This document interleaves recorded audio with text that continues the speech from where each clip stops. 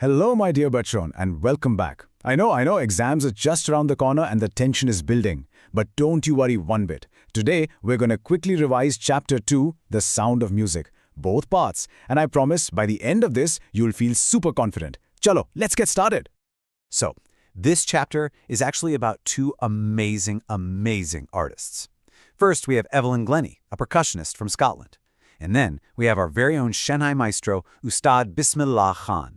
Now, you might be thinking, what's the connection? Well, they were from totally different worlds, but they had one big thing in common. A deep passion for music that, became their whole life. Just listen to this quote. God may have taken her hearing, but he has given her back something extraordinary. What we hear, she feels far more deeply than any of us. Wow. I mean, just think about that. These are the words of another famous musician, James Blades. He's saying she didn't just listen to music, she felt it in her soul more than any of us ever could. Okay, so let's jump into part 1. This is all about Evelyn Glennie's incredible story and how she basically showed the whole world a completely new way to listen to music. So, what was her biggest challenge? Well, get this. She was profoundly deaf. And I don't mean just a little bit of hearing loss. I mean she had lost almost all of it. So the big question is, did that stop her from becoming this world-famous musician? Not a chance. Absolutely not. This didn't just happen overnight. Her mother started noticing something was wrong when Evelyn was just 8 years old.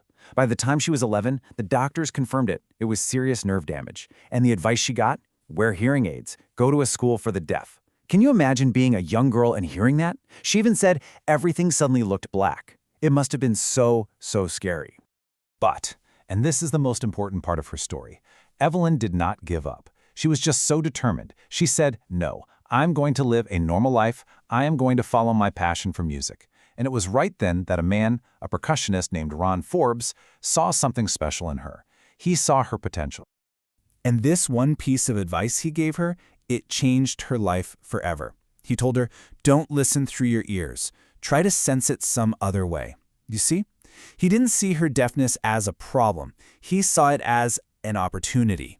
He was asking her to feel the music. So how on earth did he teach her to do that? It was so simple, but so brilliant. What he did was he took 2 big drums and tuned them to different notes. Then he told Evelyn, okay, don't listen, just feel the vibrations. And suddenly, boom, she realized she could feel the higher drum's vibrations from her waist up and the lower drum from her waist down. It was like a new sense opened up. She learned to hear with her whole body. And from that day forward, wow, music was just everywhere for her. She says it literally pours in through every part of my body. She feels it tingling in her skin, her cheekbones, even her hair.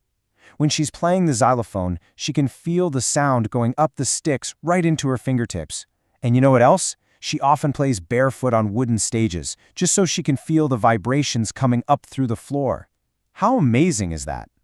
And all this hard work, it paid off big time. She got into the super famous Royal Academy of Music, and guess what? She scored one of the highest marks in the history of the Academy. Can you believe it? She went on to master something like 1,000 instruments, 1,000, and she became this huge international star. But more importantly, she became an inspiration, a real hero for so many kids with disabilities, proving that nothing is impossible. So that was Evelyn's story. Just what a story of triumph.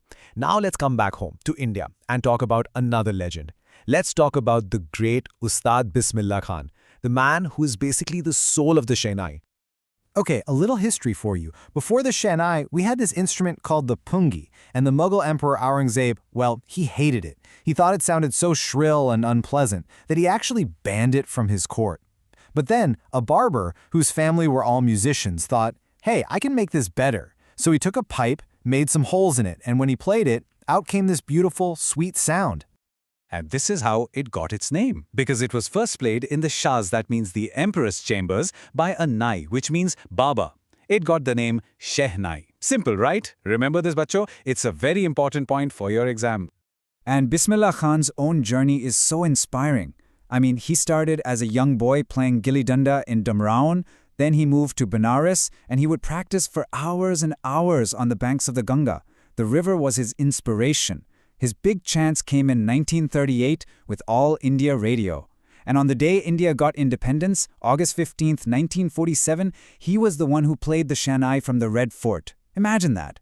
And of course, in 2001, he received the Bharat Ratna, India's highest award. What a life.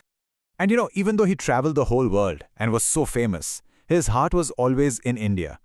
He used to say, whenever I am in a foreign country, I keep yearning to see Hindustan.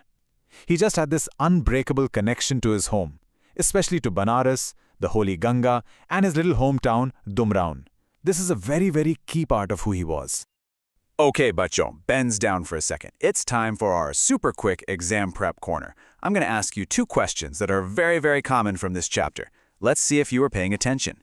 Ready? Okay, question number 1. One of his students asked him to come to the USA and start a Shehnai school there. He even promised to build temples exactly like the ones in Benares, but Bismillah Khan said no. Why? What do you think? Take a moment. The answer is his deep love for India. It's as simple as that. He famously asked his student, okay, you will build the temples, but can you bring the river Ganga there too? See? His heart, his inspiration, his soul. It was all tied to his motherland. He just couldn't imagine being anywhere else. All right, next question. Back to Evelyn's story. Who was that person who helped her continue with music, and what did he do and say? This is an easy one. Yes, the answer is Ron Forbes, the percussionist. He's the one who spotted her potential. And remember what he did? He used those 2 large drums and told her to sense the music through her body, not her ears. That single idea was the turning point in her entire life. So, we've talked about these 2 legends, 2 amazing stories. But what's the lesson here? What does this all mean for you and your success story? This quote from Evelyn Glennie says it all. If you work hard and know where you are going, you'll get there. This is the main message of the whole chapter for all of you. Both Evelyn and Bismillah Khan teach us one simple thing. If you have passion and if you work hard, no problem is too big. You can overcome anything. So my dear students, right now, your exam is your stage. It's your turn to perform. So work hard, know what your goal is, and I promise you, you will get there. I have complete faith in every single one of you. All the very best.